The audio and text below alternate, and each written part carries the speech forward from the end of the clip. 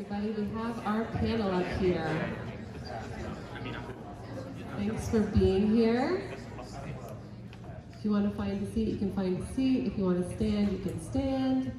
I'm Róisín. I'm facilitating this panel, which is about advocacy in the stuttering community. Something near and dear to my heart, and something worth talking about.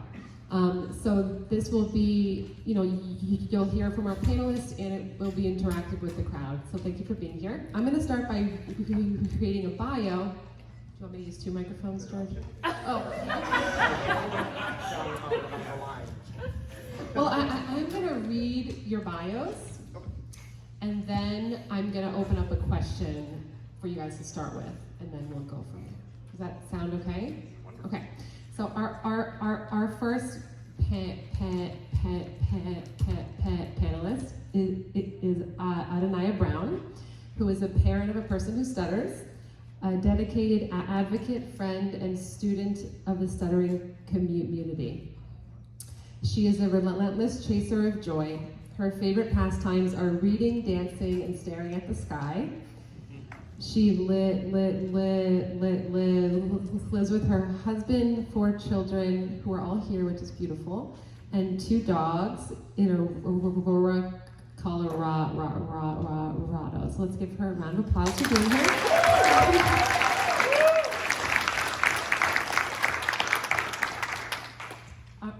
Our next panelist is George Daquila. I've known you for so long, and I'm going to mispronounce your last name. George Daquila. George has stuttered his whole life. He found the stuttering community later in life at the age of 28. He loves being a part of it and the broader disability community, and we'll hear more about that.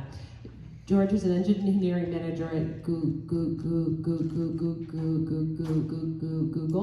where he is also a member of the disability community and a leader of the Google Stuttering group. George is a fierce advocate for equality for people with disabilities in the workplace. He believes his experiences with stuttering make him a more effective and empathetic manager. George holds a PhD in physics from Virginia Tech. I like reading your bios.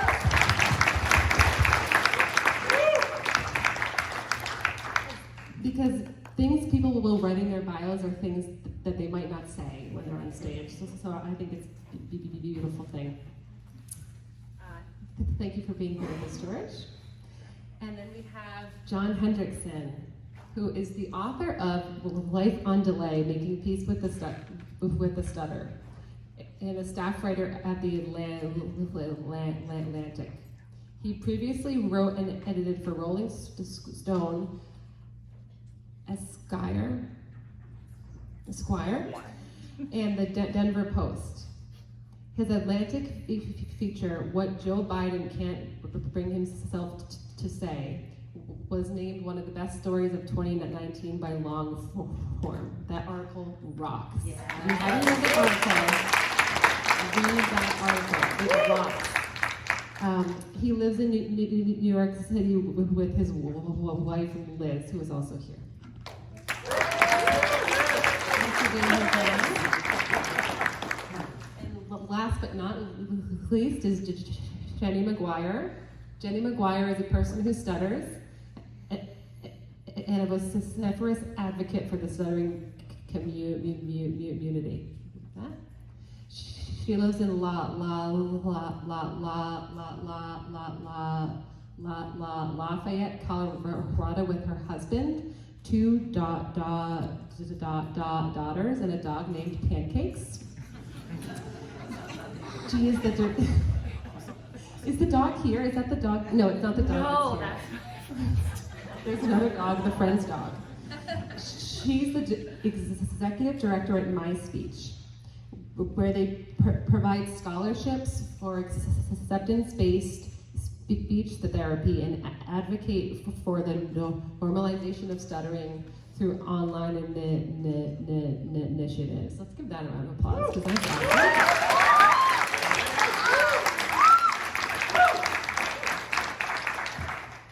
It is during the past few years that she has come to realize that all of the best and brightest adults in the stuttering community are affiliated with Friends. Wow! I said the things. Woo! True, and then she said, truly, if you are here with your child who stutters, your family is in great hands. Jenny looks forward to connecting with old friends, meeting new friends, and just doing a lot of listening and learning. So thank you all for being here. I'm gonna basically hand the mic over to you all in the crowd, but I wanted to start by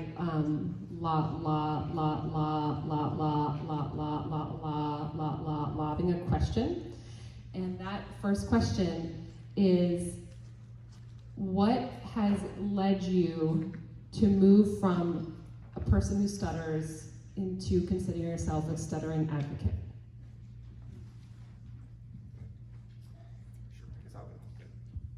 All right, I will start.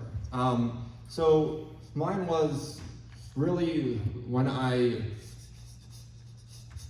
interviewed for my second job at Goldman Sachs. I made a very deliberate decision to tell all the interviewers that I stutter and invite them to ask me questions. And some of them I were just like, oh, okay. And the more senior managers did ask me questions. And in those interviews, I was able to talk about my stuttering from a place of strength. And I told my story, and they loved it. And they're like, wow, that's because I talked about all the shame, all the years of being scared, and like all the work that I had to do. And like in an interview, those were all really, really good things. And like I was really able to explain how hard of a problem that I had to overcome. And the problem wasn't stuttering, it was all the fear, all the anxiety, all the avoidance. And when I got there, once I was in the job, I held a mock interview day for people who stutter to actually come in to Goldman and just like experience coming into the building, talking with reception. That's because all this was extremely scary. So I wanted to simulate that, and I wanted to show that like everyone in there are just people. That's because I saw it as this like monster of people who would never accept me, and the interviewees loved it. The interviewers also at Goldman loved it so much, and some of you like Haya were there, and they like some of them called me every year, and they're like, oh hey, when are you gonna do this? I want to come again. And it was just like a really, really good feeling. And it wasn't just like out of the goodness of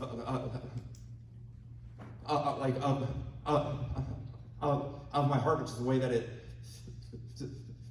started. Like it made business sense, which was the way that I could like really get it in there. and it like really worked out. And so after that, I just kind of just did more and more. And then when I moved over to Google, when I interviewed, I said I have to do disability advocacy work, and they're like, yes, George, absolutely. And I do it there now. So it was just something that kind of once I did it once, I was like, this is awesome, and I kept doing it. So very good.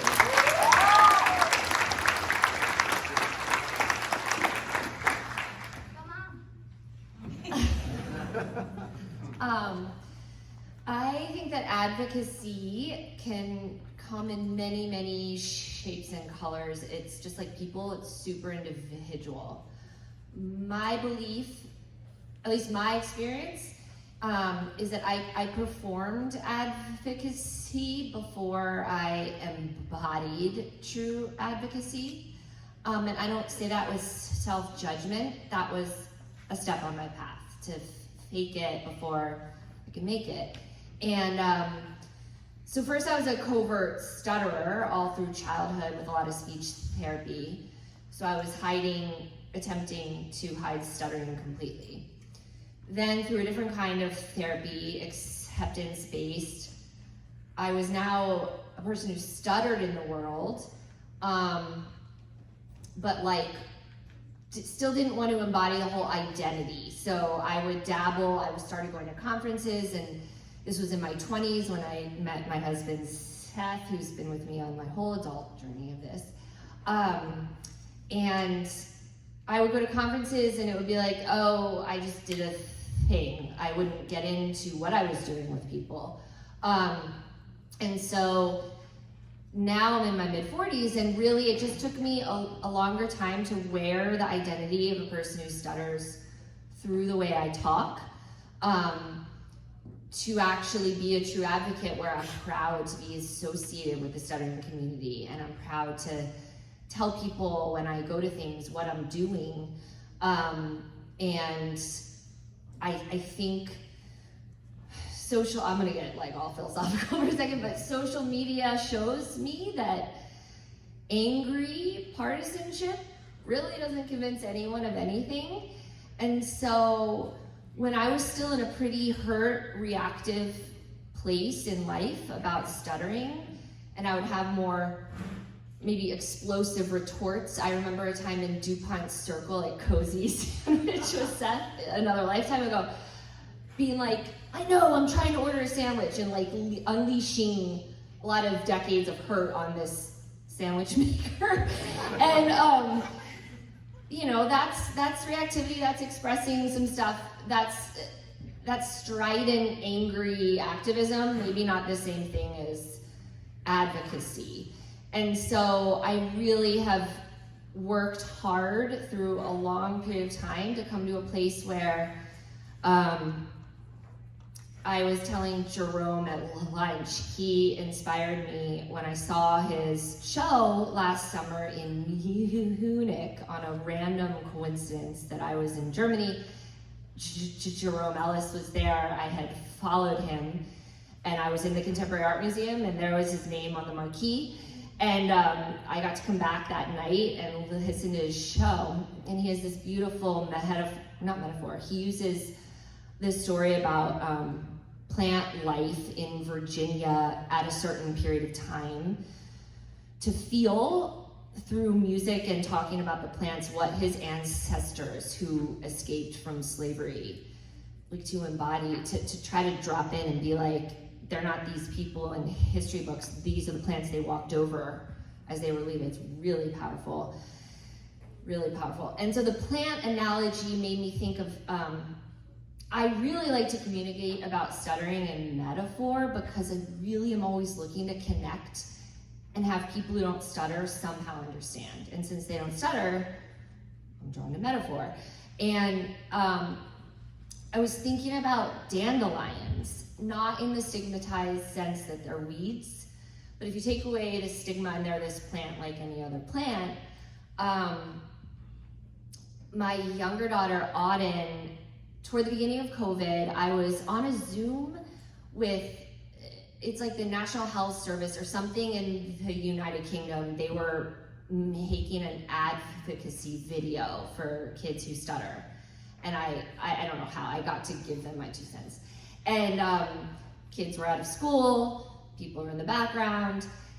My younger daughter was pretty young, and at one point I said, please go out and play. We had a lot of time on my lap and stuff, and I was ready to just and so we're talking about stuttering, we're brainstorming about how to bring parents who might come in, like all of us parents, with a high level of fear and wanting to fix, and how through this educational video to maybe help to plant the seed of changing their minds. And Autumn had gone and picked all these dandelions from the yard when I told her to go outside. And she put them in a glass with water and brought them to my desk. And I told everyone on the screen, because it struck me like this other view of dandelions, she had made me a bouquet, and parents could thus take this construct with their kids that yes, there's a stigma attached, but there's a whole other way to look at it. And so I think of advocacy, rather than my cozy yelling at the sandwich maker, really doesn't change minds. Sorry. I think of it like how dandelion seeds spread, and you can't stop them. And I've always sought to figure out how we could all of us be more comfortable outside of these conferences. We love these conferences. And then we go back, and then we're with the next barista and sandwich maker and boss, and so I think of this is like a dandelion patch, and we're all together, and of course we don't feel strange, because if you're a dandelion in a dandelion patch, you don't feel weird. But then we go back into the world, and so advocacy to me is dandelions who have germinated in other places. Like for me, to be walking around Germany with ordering food with some brusque Germanic feedback, and then to walk into this museum and Jerome Ellis is there. It's like, oh, a dandelion. And my kids are spreading it. My older daughter, we were just with friends, and a friend was trying to read something to her and said, I'm being investigated for dyslexia, and was having a hard time reading. And Danby said, oh, yes, but I've hung around you and I know about stuttering enough, so I just gave her time. And that's like a dandelion for that girl. And then there's the non-advocates. I grew up with a brother who stutters too.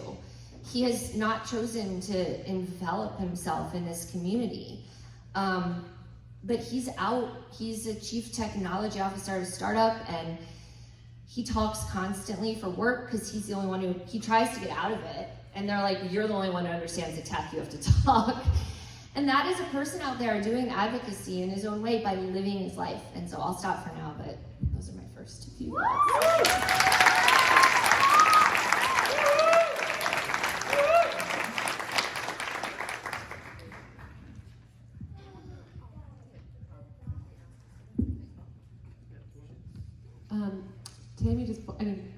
Adannaya just pointed out that I asked specifically about a person who stutters becoming an advocate. And you're not a person who stutters, your son is a person who stutters. And part of why we wanted to have you on the panel is because you have always sort of shone very brightly here, and then I followed you on social media also the rest of the year as a parent and also an advocate for the stuttering community. And you've been able, there was a moment on the dance floor last year that I will never forget, and I actually tear up when I think about it. And what was the song? Crisscross. And she was doing karaoke, and you had the room like alive. I mean, it was, we're jumping, we're singing, we're screaming, and she turned the lyrics into her son makes you want to jump, jump, and then you went out to Lee Caggiano makes you want to jump, jump, and then the stuttering community, and it was like exploding. And that kind of embodies your energy in this community. I'm very tearful today, which often happens at Friends, but so that's why we really wanted to have you on stage, and you've done other things throughout the year on social media. So as a parent of a person who stutters, when did you or how did you go from the role of a parent of a person who stutters into a little bit more, you know, even identifying yourself as an advocate and a student of a stuttering community? Okay. So that transition for me honestly came with my first Friends convention. I thought that I was going for my son. And when I got there, I realized, yes, I'm going for my son, but I'm going for something bigger. This is not just, it's not localized to our household or even the Friends community.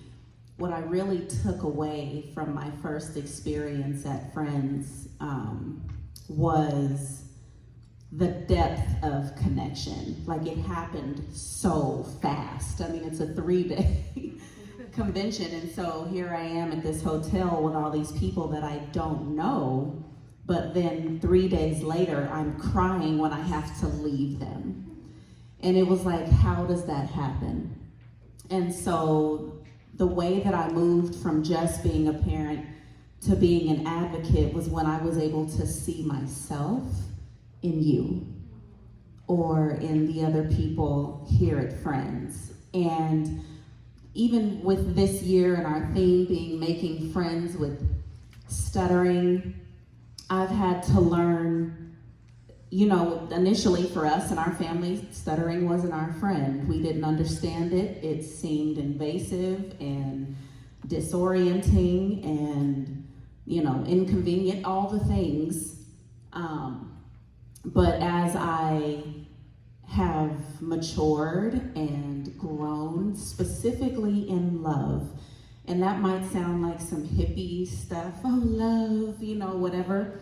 But I so believe in the power of love and its ability to transform. You ask me what the answer is to climate change, I will tell you it's love, right? And so when I come here and I'm with all of you, and I'm not only loving what I hear, right? Because I'm hearing all these different sounds and different types of stutter. I'm hearing you. I'm hearing myself in you. And if I can see you and see myself, then I can love you because I love myself, right? So there's an author that I love so much. His name is Brian Zond. He says that the litmus test for love of neighbor is love of enemy. And when I hear you all talk about your stutter and, you know, how hard we can be on ourselves, and there's the common phrase, right? I'm my own worst enemy. And I believe, after hearing Brian say that the litmus test for love of enemy is love of self. And if I can love me, if I can look in my mirror and smile. Have you ever seen a little girl just get her hair done? And she's looking in the mirror and she feels so pretty. That's how I felt after my sister braided my hair last Friday. I woke up Saturday morning and even put on a pretty dress because I just felt so pretty. And that sounds wild, I'm sure, but to be able to love that way, that's what motivates me to advocate. And it's not a defensive advocacy, right? Like I heard you talk about that kind of reactive response. It used to be that. But what I realized is people's responses are theirs, right? So I'm not gonna take that. If you are frustrated because my son is taking too long to order his food, that's your problem. That's not ours. So I can continue to smile while you sort that out in your head. Just make sure you get his hamburger right, you know? Whatever it is. And that's not coming from a defensive place. It's coming from a loving place. And I feel like advocacy at its best is really an act of love. So, thank you.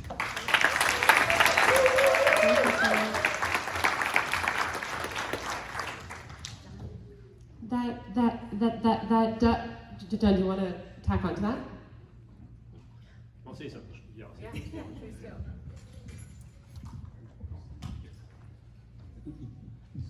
That was awesome. And yeah, no, and just especially the thing at the end that you said there about love and how that's kind of the root of it all. I didn't plan on becoming an advocate at all.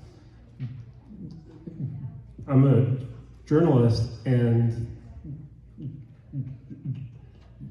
journalists aren't advocates. You know, journalists are people who report and get facts on paper. Róisín mentioned an article I wrote about Biden, and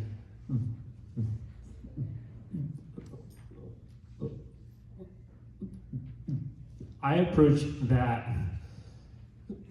from a place of trying to report the truth and report facts. And part of the truth, part of the facts of being a person who stutters is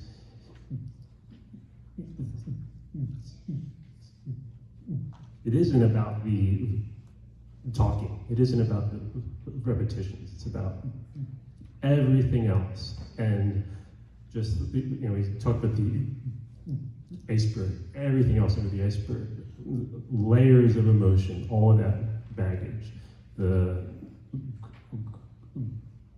grit it takes.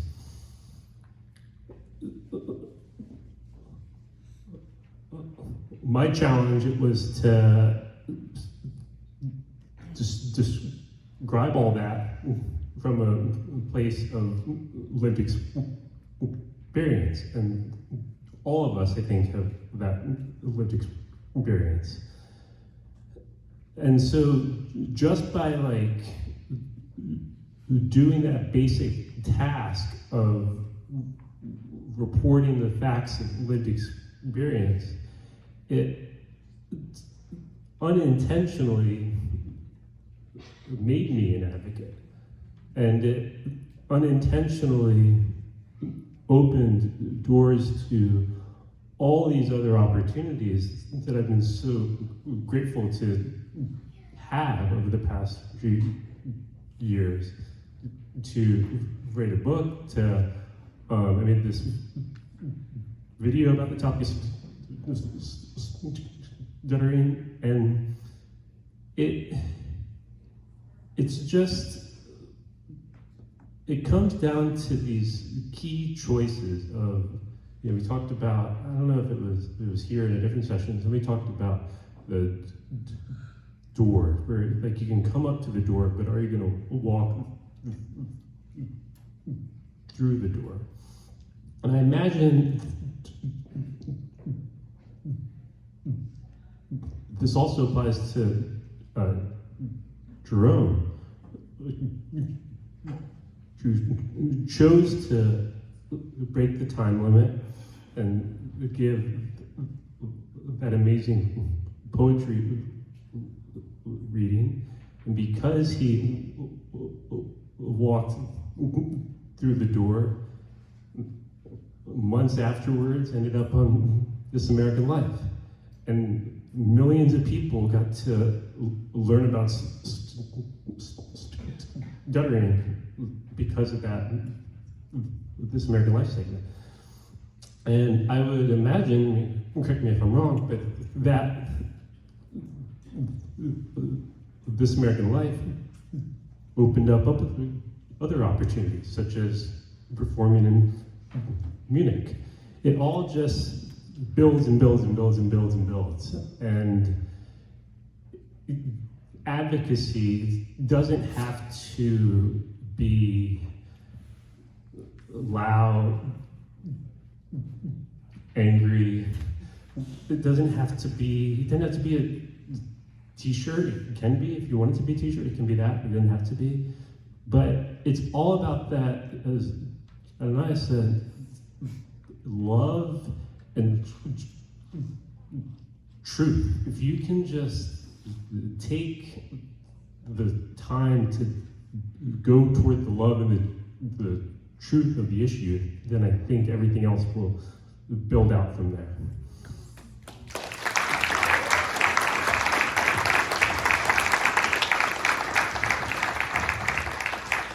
So I feel like so far we have two big things, two takeaways, I guess. Lead with love, walk through the door,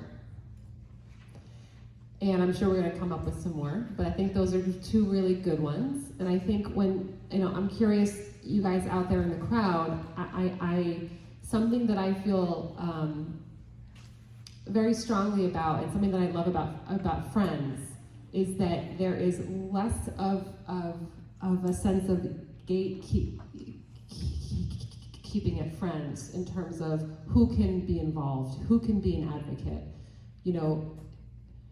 You don't have to have a certain degree to be an advocate in the stuttering community. You don't have to have a certain number of followers on Instagram or TikTok to be an advocate in the stuttering community. You can do all those things and be an advocate, of course. But it seems like what I'm hearing from you guys up here is something about becoming visible, leading with love, and walking through the door. And what happens after that happens. But I'm hearing a thread through sort of all of these stories of that, which is it's a good thing to write down. Are there any questions in the crowd right now for any of the folks on stage? Because I feel like there might be some good ones out there. I just wanted to ask, what do you do on social media? She asked what's your social media activity platforms?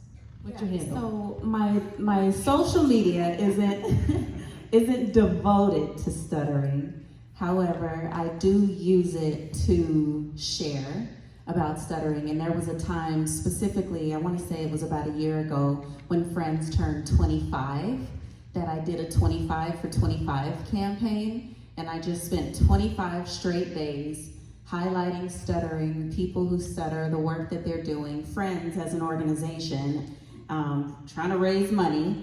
But as well, the really, really cool thing I got to do was some interviews, and I got to spend time with Jerome. My husband Lewis and I both got to spend time with Jerome. I got to spend time with Crystal. I don't know where she is, but I got to spend time with Crystal, and just my objective as it relates to my social media, even though I do share, maybe memes or videos or things related to stuttering, I want to be able to pull in people whose lived experience it is, because I am by no means an expert in this space. I mean it when I say I'm a student, and every time I'm in this space, I'm learning. And so I just like to share what I'm learning, but not so much like, oh, I know this and you should know it too, but that's what my social media is really about when it comes to that. So, I mean, if you want to follow me, you can. You might be like, where's the stuttering stuff, though?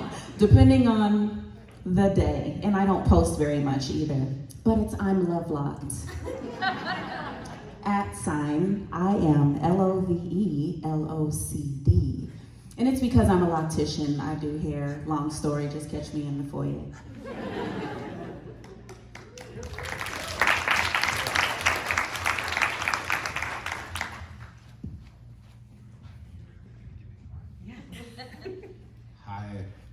Hi everybody, it's great to see everybody.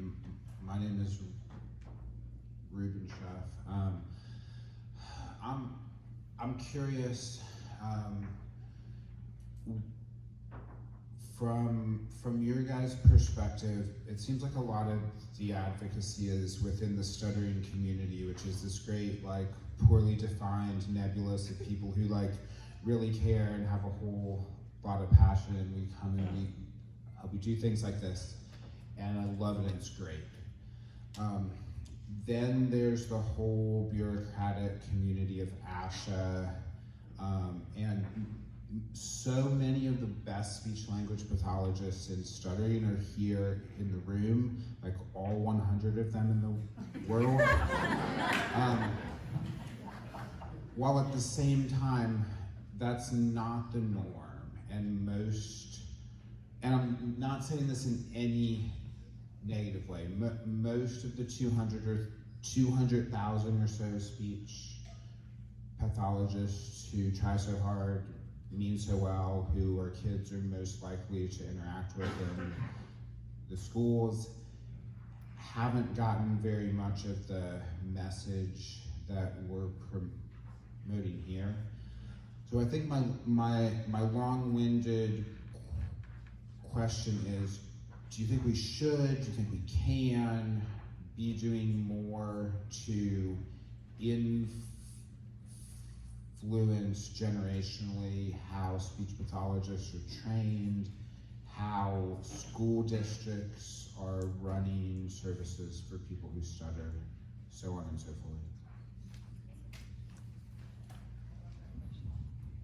Anyone want to take it?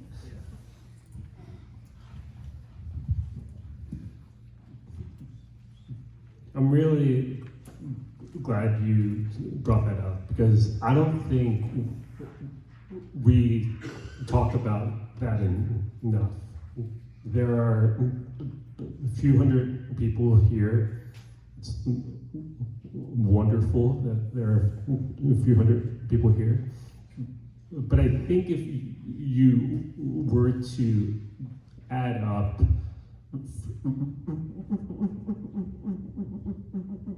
Friends, NSA, AIS, all the organizations, you've heard of all of them. Put together all the chapters around the country, put together all the conferences, put together all the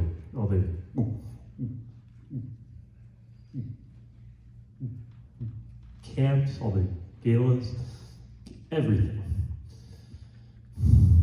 I think you would get between 10 and 15,000 people who are voluntarily putting themselves out there like this, coming to this, learning, trying to make a difference. 10 to 15,000 people out of 3 million Americans who stutter. It's a drop in the bucket. And that isn't a reason to be discouraged. That isn't a reason to give up on advocacy or to give up on trying to change things. But I think it's important to be real about that. Most kids who stutter, teenagers who stutter, adults who stutter, most of them, vast majority, don't want to talk about it, don't want to wear the shirt. I wouldn't have ever had the courage to come here as a kid. And I totally applaud all the kids who are here. But I think Ruben's question is like the defining question of the coming decade, 2 decades of actual destigmatization of this disorder. It's got to get beyond the same 10 to 15,000 people.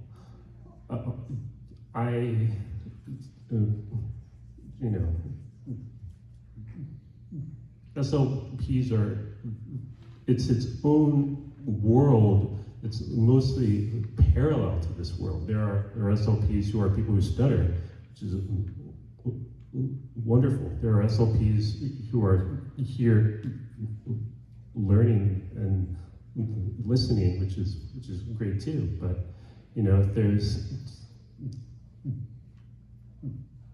200,000 in the United States, there's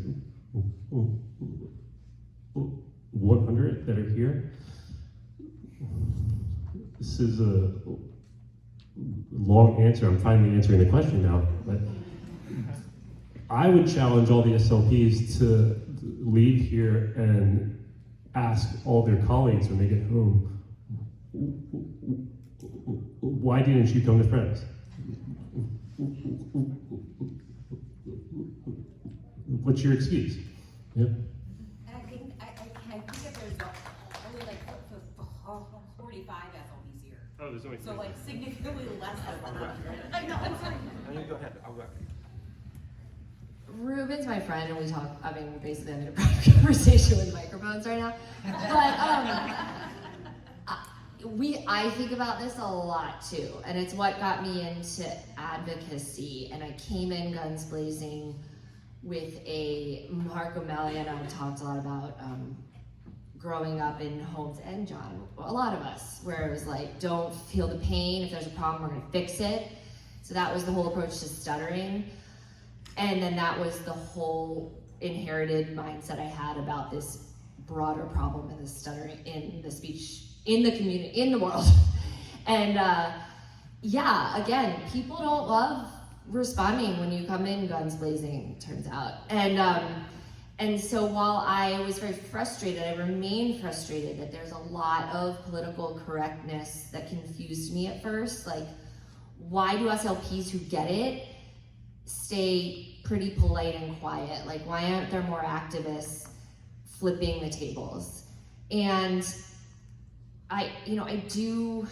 I've softened understanding human nature. Like, big changes do not happen quickly, and there's a reality to that.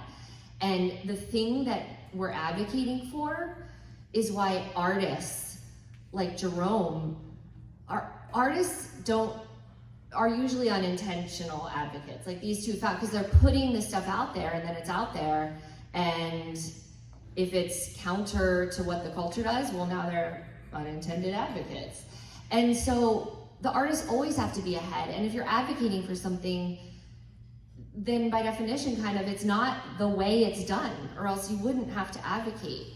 And again, I think Mark shares these views because he said them earlier today, but like what we're advocating for, and when we gather in these little dandelion patches, is really countercultural, at least to like the American capitalist society, where like attention and time are money, and that's a whole, but we are within that construct, and that is why asking for more time is so hard to get people on board. And even the SLPs who get it, especially if they're in charge of their own private practice, great, they have a lot more leeway. If they're dealing with IEPs and they're in schools, because there are some school SLPs who've been trained in this stuff and get it, not a lot, but even the ones who've been trained go back and they're now being asked to do what we stutterers are trying to do, which is go against the grain, tell everyone to slow down when it's not convenient or expected, tell everyone there's a new, slower, more humanistic way to do things, and that's hard. That is hard when you're not in a dandelion patch, and that's kind of, you're in a neighborhood. Like, I think of our society as like a vigilante HOA who's like, no dandelions allowed, and that's what each of us goes back into. So I've come to realize, like, Ruben, I feel you, and I'm just kind of resigned to, like, it's a slower thing, because it's actually a massive countercultural thing that we're talking about.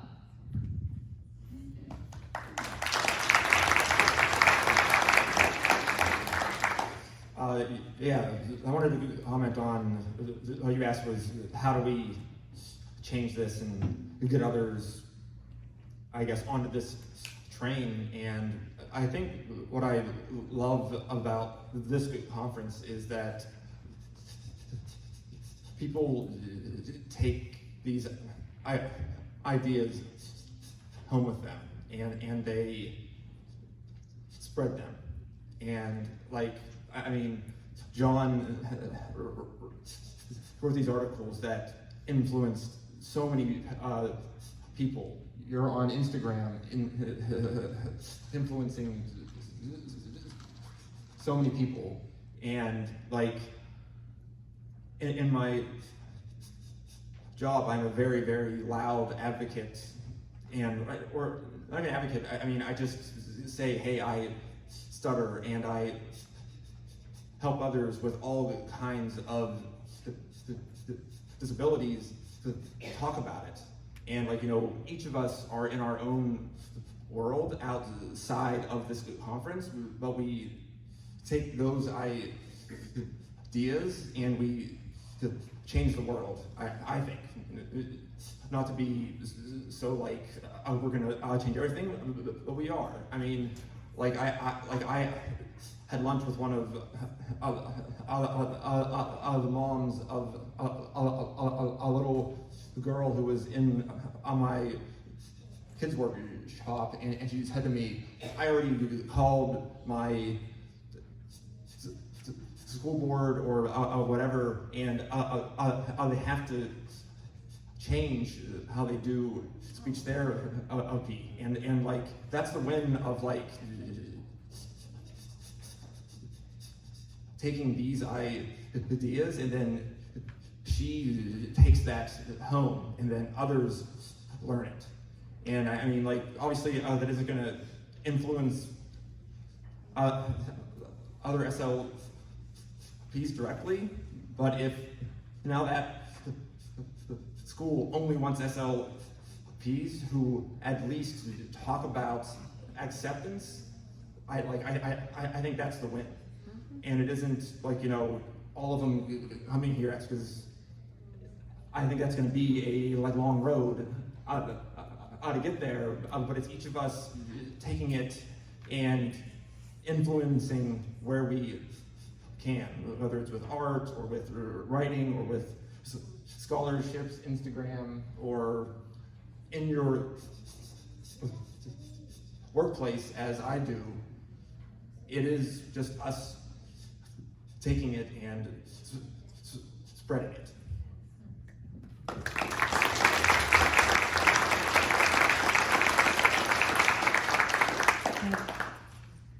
Thank you all for all of those responses.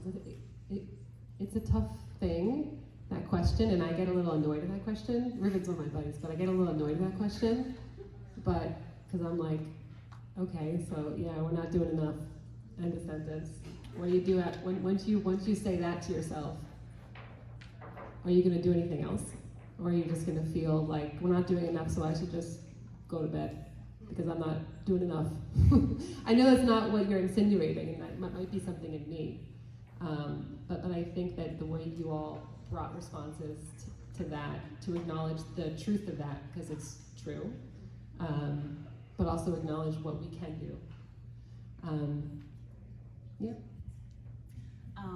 I was actually just going to say that even though I've been around this space for a few years and have been learning and connecting, even here, like this time, I'm still learning. And when you asked the question, Ruben, it challenged me to think, and it didn't take long, but just to consider what's being asked and to say, okay, what have I been hearing this weekend? And I've been hearing a lot about parents and their kids in school and school SLPs and things like that. And I'm thinking of all the schools in my community within walking distance, high schools, middle schools, elementary schools. I'm a stay-at-home mom. I can put my shoes on and walk over to Black Forest Hills Elementary and request a meeting, you know, but just taking a moment to relax into it. Okay, yes, I'm an advocate. How can I do a little bit more, and not try to save the world necessarily, but what I have learned in my experience is each one of us is kind of a world unto ourselves. And so if I can impact one world, and that world can impact another world, and that world can impact, you know, like just the dandelion metaphor, or however you want to go with that, each one reach one, but just doing what we can do, and not feel like we have to do it all, but knowing that we can do.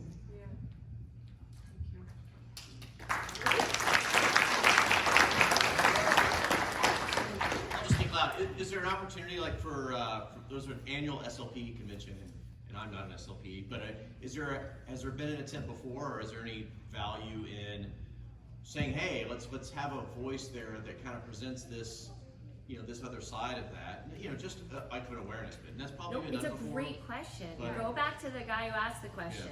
Yeah. So. Can I actually say something about that? I'm sorry, I know this isn't my panel.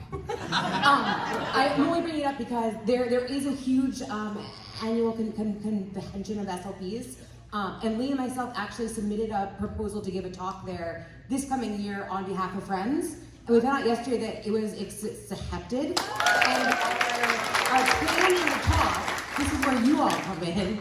Our plan, we planned it without asking, so hopefully some people will be on board, is to get a panel of parents of kids who stutter to come and speak so SLPs can learn from you guys.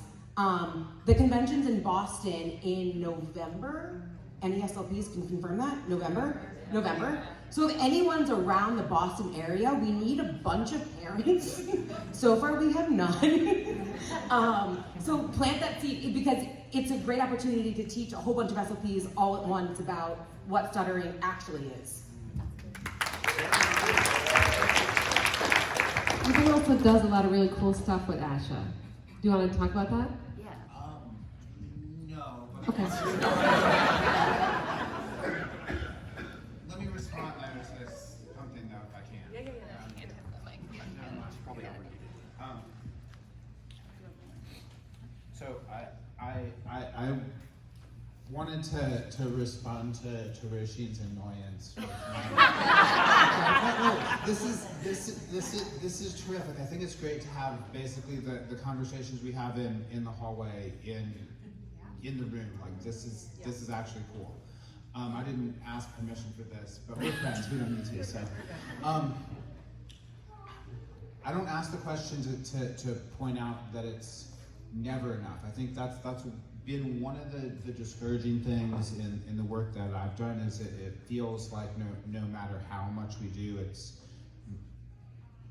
never enough. And a couple years ago, I think this might have been during COVID, when we were doing Zoom phone calls, and I don't know if Barry Yeoman's in the room. I'm gonna say something about you if you are Barry. I'm gonna actually say something about you if you're not.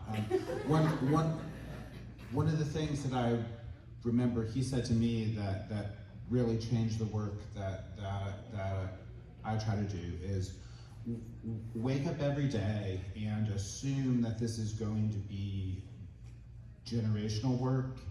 Yeah. We didn't start it, and we're not going to be the ones that finish it. And that really helped to encourage me.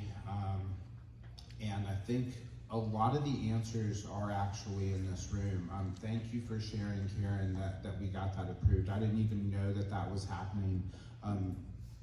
Jenny, are you going to ASHA with my speech? Mm-hmm. Yeah, so we're going to the rooms. We're doing the things. I mean, there's more going on this year than I've ever heard about. And the reason to have the conversation with the mics here is it's this kind of loosely affiliated, nebulous, where we're all doing the right stuff, and it's great to get to find out about everything that's happening in the room. Friends is going to ASHA, my speech is going to ASHA, a bunch of the SLPs. I think I might get to go to ASHA.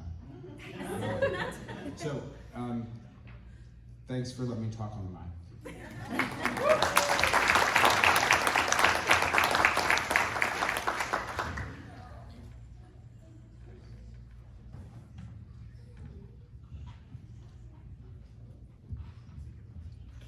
Can I say something?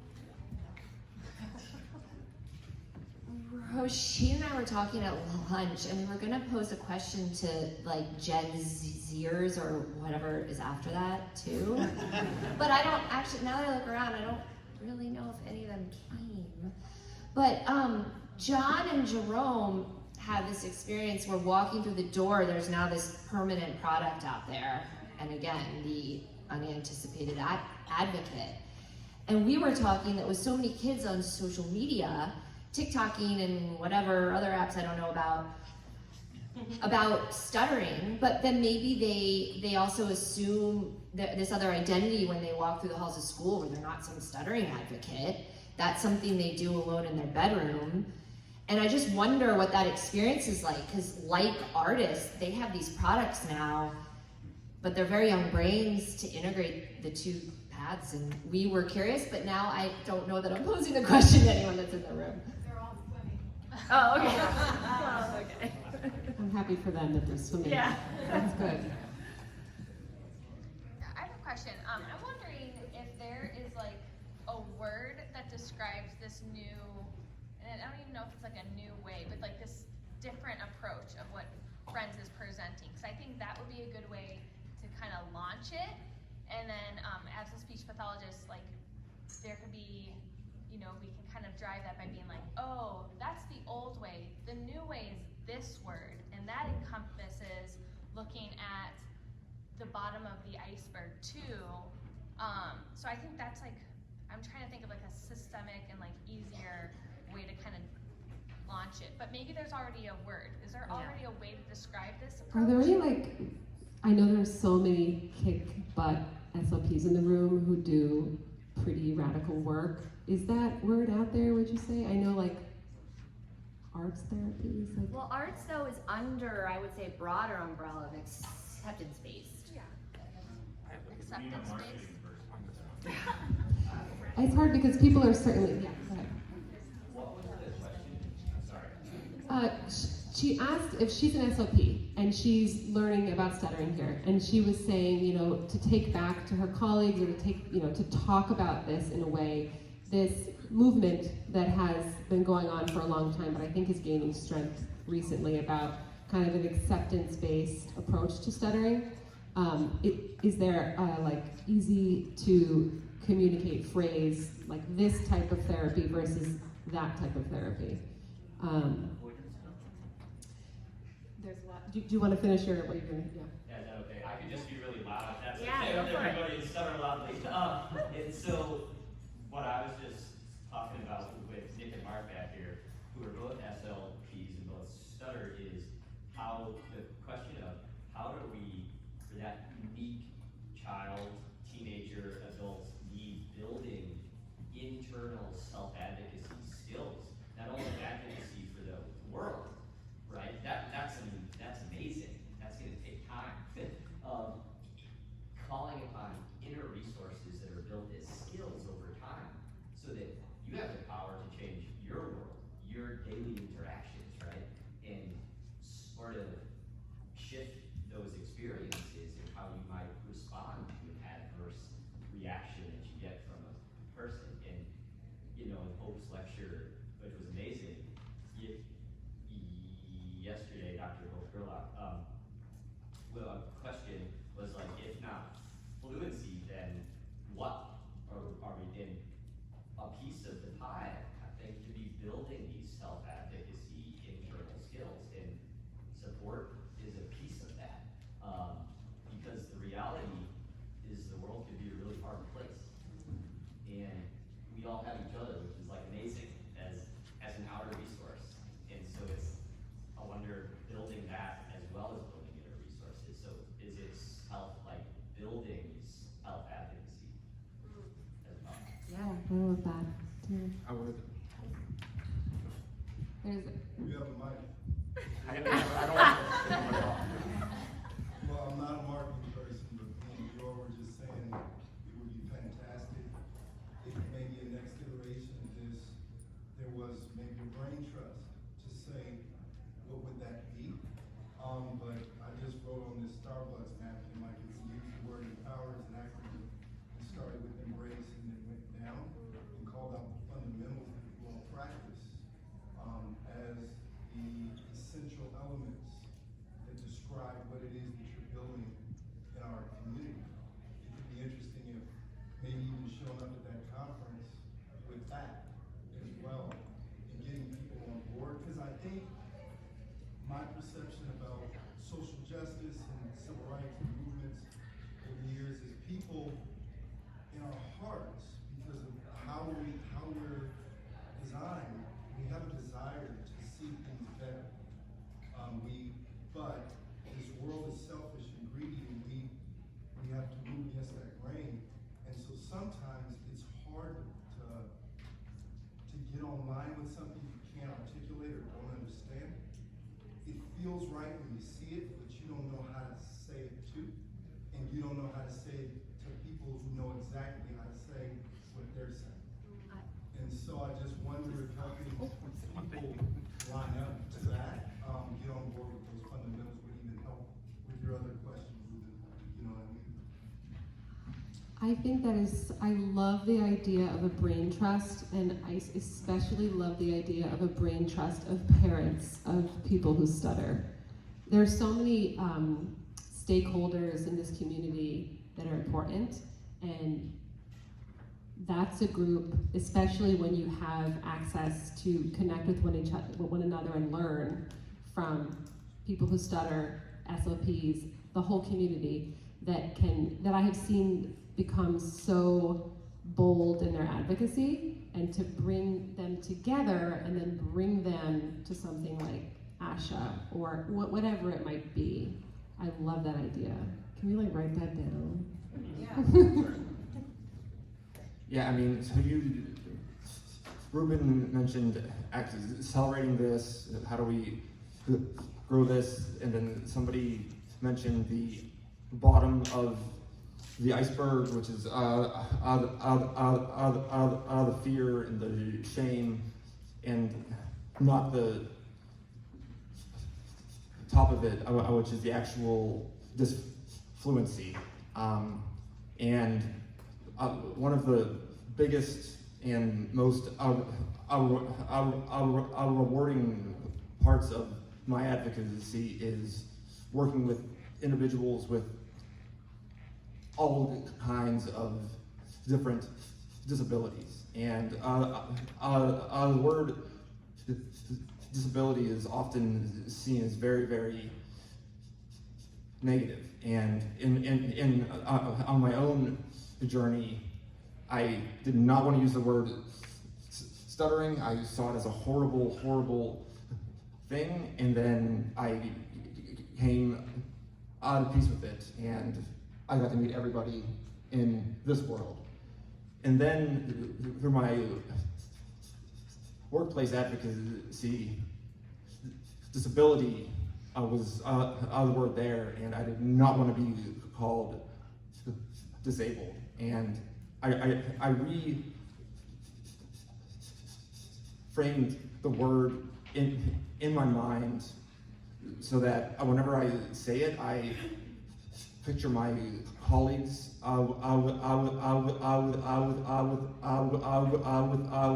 with disabilities and ones that I love, so that, and that experience of working with them, the bottom of the iceberg is extremely similar. And there's a lot of individuals out there who have a similar view, and we can really, really help one another and accelerate one another. And like, I know disability is something that we're like, oh, I don't want to be called that, but like, I really see it as a community like this one.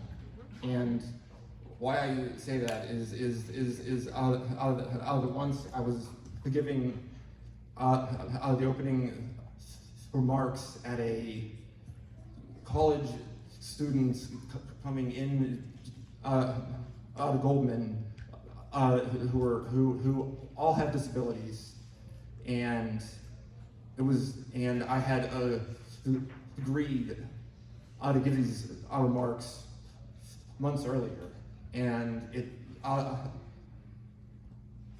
the day came and I was having a horrible stutter day, and a horrible stuttering week, and a horrible stuttering month. And I was like, oh man, I don't want to do this, but I did it anyway. And I got up there and was like, everyone, you know what? I'm having the worst speech day in a long time, but as all of you know, we don't get to choose when it's easy and when it's hard, so let's just do this. And then, so I did it. It was really hard, and then afterwards, this student with Tourette's came up to me, and it was very, very obvious, and it was constant motion, and he said to me, I never would have thought I could work somewhere like this till I met you. So like just reaching out, even like, you know, broadening, I can be super helpful for us and for others. So like that acceleration can be out there also, not just within this room.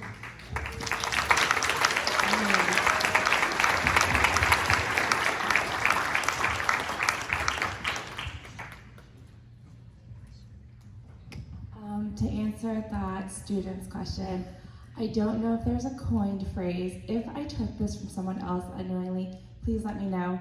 But I do say sit with stuttering with all my clients.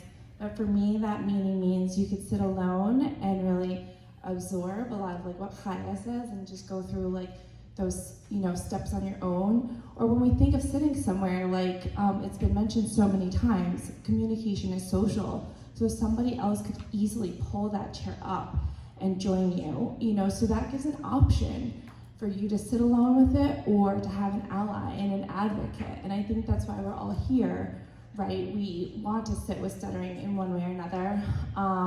So that's what it means to me as like an SLP, and then who could sit in that chair, right? So an SLP can sit in that chair with you, or a friend, or a teacher, a peer who stutters. That seat is empty for someone to be with you. So I hope that's helpful. It's actually something I've told other students in my life, but I don't know if it's helpful for you. I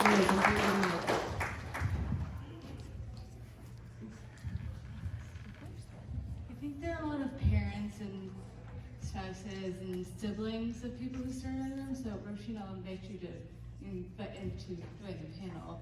What advice would you give to those in your life? How can they advocate without overstepping?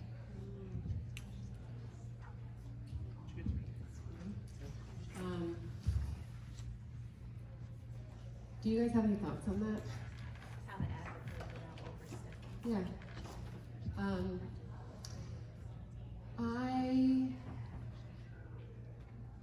I imagine the relationship that is most sensitive to overstepping is the one of a parent. Because you're trying to nurture your child, but also encourage independence and their secure sense of self.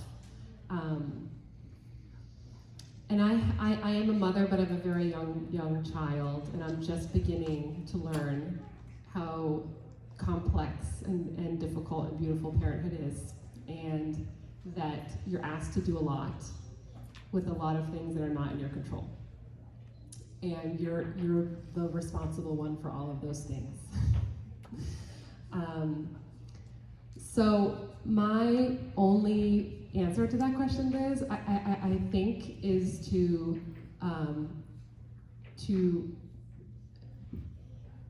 try to trust the person who stutters and instill trust and belief in them.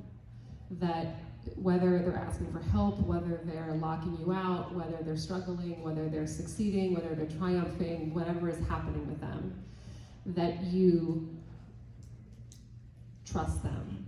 And trust is, I know it's not something that you can just say and it happens. It's a practice of saying it to yourself every day, you know, my son may be refusing to speak in class, and that's painful because I'm in pain for him, but I trust that he's going to get through this and that he's strong enough. And even if you don't know how, or they don't know how, having some kind of a trust in them and their future and their potential. And that's something that when I was a kid, I think I have one parent that was amazing at that, and I have another parent that really struggled with that. And her, instead of trust, it was fear. And she let that rule her. And I don't blame her for that, but I knew it. And I internalized it, and I felt it. And I hope that I can learn from that as a parent now, to try and trust even when I'm afraid. I'll just answer that with ask them what they want.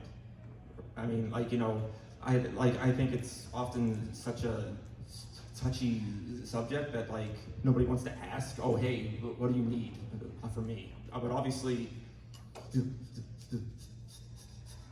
John might have talked about stuttering a little bit, so he would probably, you know, answer that happily. And like so many times whenever I give these talks, not the rooms like this, but at work, somebody grabs me afterwards and is like, hey, I've always wanted to ask, but I didn't know how to ask. What do you need from me? How can I support you whenever you're stuck or if like something's awkward? And like, I love them to ask me. So that's what I would say, is that like, if it's comfortable, just ask. Ask, hey, what do you want from me in the moment whenever you're stuck? Afterwards, if you're upset, what do you need from me? Yeah.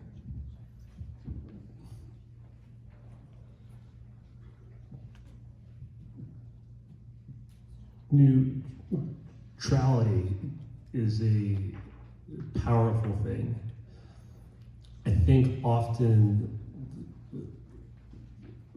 parents or partners, other people, have this inclination to be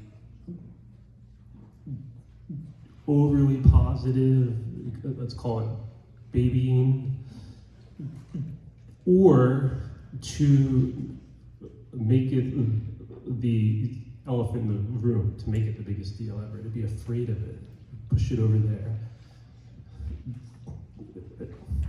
Two opposite approaches, but they're both very intense. Neutrality is calm, peaceful, powerful. Letting a person have a pronounced block, which could come with a bunch of other behaviors, letting it exist, as Jerome talked about today. Just being patient, which we talk about all the time, be patient, be patient, be patient. But it isn't like being patient of, okay, I'll give you 5 more seconds. It's just allowing this to exist. And to get back to that dandelion idea, I'm paraphrasing Ram Dass here. We're getting mystical here, but That's who I was through. Ram Dass has this quote where he says, if you walk in the woods and there are all these different types of trees, and you come across a tree that is deformed, or maybe it was hit by lightning or something, you don't ask, what's wrong with that tree? You accept that tree for how it is, and you keep walking. And it's just, it takes this reframing of the whole thing. But don't be afraid to be be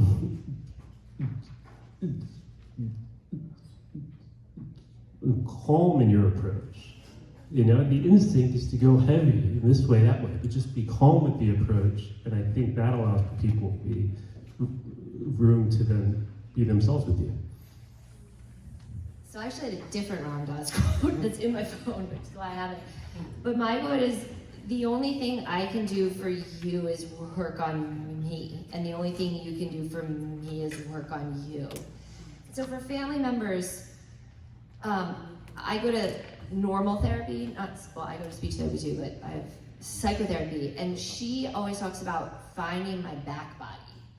And this is, as a society, we could all benefit from, like, we're all ready to engage every moment, and this is the issue with therapists wanting to fix and parents bringing people to therapy to get fixed, and everyone's like stance for action.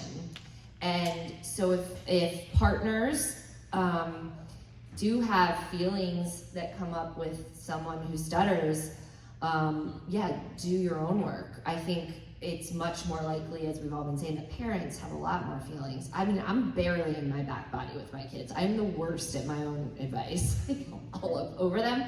But that's our work, and it ties back to all the societal issues and everything. Is like, tend to your own plot, and let the stutterer let you know what they need.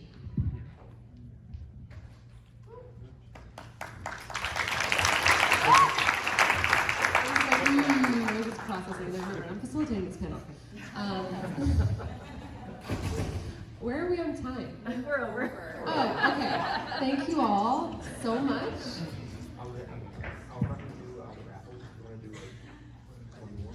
We're not going to do the raffle. Even if we didn't do a raffle, we're still done. Thank you all so much, Adannaya, George, John, Jenny. Thank you so much.